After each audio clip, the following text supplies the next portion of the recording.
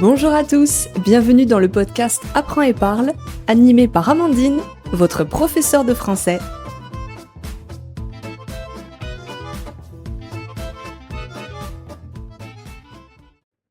Le subjonctif est un temps très large et très complexe. Et c'est ce que nous allons voir aujourd'hui. Bienvenue à tous et à toutes dans un nouvel épisode de la saison 3. Je suis ravie de vous retrouver pour un nouveau sujet, un nouveau thème. Alors, le subjonctif, comme je viens de le dire, est un temps très large. Il est utilisé en français et n'a pas d'équivalent anglais car en anglais, ça n'existe pas. Le subjonctif est utilisé pour exprimer le doute, l'indécision, pour donner un ordre aussi. Et il s'utilise avec les verbes subjectifs, les verbes du cœur, à l'opposé des verbes de la tête, donc de la raison, des choses logiques. Le subjonctif s'utilise pour les verbes qui expriment une émotion. À l'inverse de l'indicatif, qui s'utilise avec les verbes de la tête, donc les verbes qui expriment une certitude, une pensée logique et claire. La forme la plus utilisée avec le subjonctif, c'est « il faut que », qui exprime l'obligation. Vous avez aussi besoin de deux sujets pour utiliser le subjonctif. Alors, si vous vous sentez submergé par les explications, par les règles, si vous souhaitez quitter cet épisode, faites-le maintenant, vous avez encore une chance de vous échapper. Non, je rigole. Vous pouvez vous échapper si vous le souhaitez, mais ce serait dommage. C'est un peu difficile, c'est un peu complexe, oui, mais il n'y a qu'en mémorisant et en maîtrisant le subjonctif que vous n'aurez plus peur de l'utiliser. Je vous rassure, il y a tout de même une exception. Eh oui, c'est du français. L'exception ou les exceptions sont les suivantes avec le subjonctif.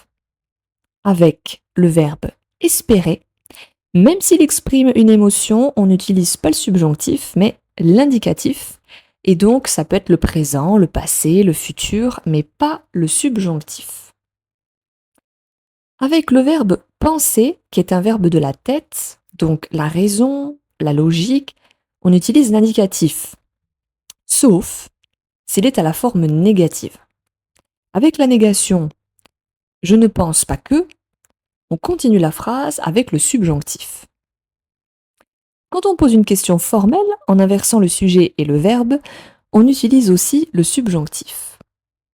Par exemple, si on dit « Pensez-vous qu'il soit coupable ?» Là, vous voyez, le verbe être est au subjonctif. On peut aussi l'utiliser avec une forme à l'impératif. Le subjonctif est complexe parce qu'il faut se rappeler ses règles pour avoir une bonne structure grammaticale, mais aussi il y a des verbes irréguliers qui sont, pour les plus communs, au nombre de 6. Être, avoir, aller, pouvoir, devoir, savoir. Il y en a d'autres, évidemment, mais ceux-là sont les plus utilisés. Mis à part la conjugaison qui est difficile pour les verbes irréguliers, il faut aussi comprendre qu'il n'y a pas que les verbes des émotions ou des obligations qui déclenchent l'utilisation du subjonctif, mais aussi beaucoup de conjonctions. Et le petit mot « que » qui va suivre le verbe ou la conjonction. En général, si vous avez tous les ingrédients dans la formule, tous les éléments dans la formule pour utiliser le subjonctif, et qu'en prime, il y a « que », alors n'hésitez plus, vous pouvez être sûr que c'est le subjonctif. Une fois que vous avez assimilé toutes ces règles, vous pouvez vous lancer et utiliser le subjonctif en français. Mais un épisode de quelques minutes qui relate les règles de ce temps, ce serait trop simple, non? Alors, maintenant, le vrai défi, le vrai challenge commence. Je vais parler au subjonctif, mais je vais devoir utiliser des verbes adéquats, des verbes qui vont forcer son utilisation.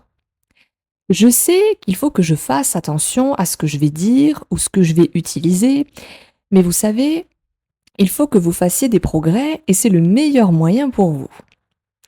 Je ne pense pas que vous soyez tous au même niveau, vous qui m'écoutez, mais j'aimerais que vous soyez assez avancés en français pour comprendre ce que je dis maintenant.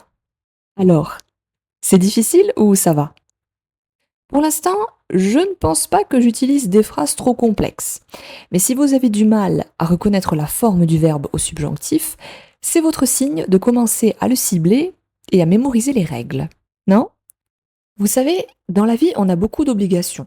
On a toujours des petites choses à faire. Et pour ma part, pour vous donner un exemple, vous savez que je suis professeur de français et vous savez aussi probablement que j'ai un club de lecture en ligne. Et vous savez ce qu'il faut que je fasse pour mon club? Il faut que je choisisse un livre. Pas trop long, pas trop court. Contemporain de préférence et pas trop difficile. Pas trop formel ou provenant de la grande littérature difficile. Il faut que j'achète ce livre, que je l'annonce sur mon site et sur les réseaux. Il faut que je sélectionne le nombre de chapitres à lire chaque semaine. Il faut que je le lise en avance de préférence, avant les participants du groupe du mois. Et ensuite, il faut que je prenne des notes pour me souvenir de ce qu'il y a dans les chapitres, puisque je les lis en avance. Et il faut que je pose des questions pour faire parler chaque participant, pour que j'encourage chaque personne à discuter pendant les sessions. Je consens que peut-être pour certaines personnes, ce soit difficile à faire, de gérer un club de lecture ou de préparer des notes, des leçons, etc. Mais je suis habituée, motivée, et puis les livres sont intéressants. Et je suis contente que les gens trouvent mon club et me contactent pour participer. Bien sûr, je n'exige pas que tout le monde soit super, hyper bon et ait un niveau C2 en français, évidemment, mais il est préférable que la plupart des participants aient au moins un niveau B2 à C2, donc d'un niveau intermédiaire à un niveau avancé, voire indépendant. Il est dommage que ce ne soit pas adapté aux débutants, même si je pense que certains clubs le sont, bien sûr, mais le but n'est pas simplement de pouvoir lire un livre en français, mais aussi de pouvoir parler avec les autres en petits groupes et avec un maximum de fluidité pour se sentir bien et pouvoir suivre une conversation. Il est important que vous soyez à l'aise avec les autres. Donc, il est recommandé que vous ayez ce niveau. Alors j'espère que vous avez conscience de ce que je suis en train de faire. Je ne suis pas en train de raconter comment organiser un club de lecture. Je suis en train de vous parler au subjonctif. Donc, non, je ne me mets pas à parler de choses qui n'ont aucun rapport les unes avec les autres. Je parle au subjonctif. C'est un exercice. C'est un épisode spécial subjonctif. Bon, vous voyez, la forme la plus commune et la plus utilisée est « il faut que ». Mais si vous utilisez je dois avec le verbe devoir, qui exprime aussi l'obligation, alors je n'utilise pas le subjonctif. Je ne pense pas qu'il faille forcer son utilisation. Ne vous forcez pas si vous n'en avez pas l'occasion. Mais sachez qu'on l'utilise au moins une fois par jour, à l'oral en français. Je pense, oui, honnêtement. Parce que chaque jour, on a une obligation, une chose à faire, ou on pose une question super formelle à quelqu'un, surtout dans un contexte professionnel. D'ailleurs, en enregistrant cet épisode, je regarde par la fenêtre et il fait vraiment très beau. Je doute qu'il pleuve aujourd'hui, même si avec la météo, on n'est jamais sûr de rien. L'été en France est une saison, en général, très appréciée. Il faut que les journées soient longues et ensoleillées pour que les Français puissent profiter pleinement de leurs vacances.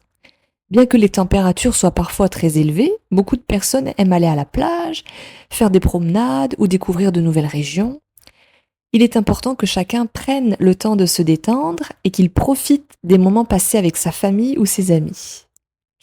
En tant que Française, je souhaite sincèrement que les visiteurs découvrent les magnifiques paysages français, qu'ils goûtent aux spécialités locales et qu'ils apprécient l'ambiance des villages et des villes pendant l'été. Pour que les vacances soient réussies, il faut que les voyageurs prévoient leur activité et qu'ils respectent les lieux qu'ils visitent. Même s'il fait très chaud, il est possible que l'été en France reste une expérience inoubliable, même sans climatisation. Oui, même sans clim, je vous assure, ça fonctionne, ça marche.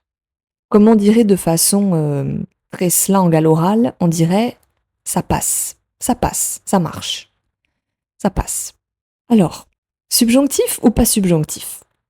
C'est un épisode dédié au subjonctif.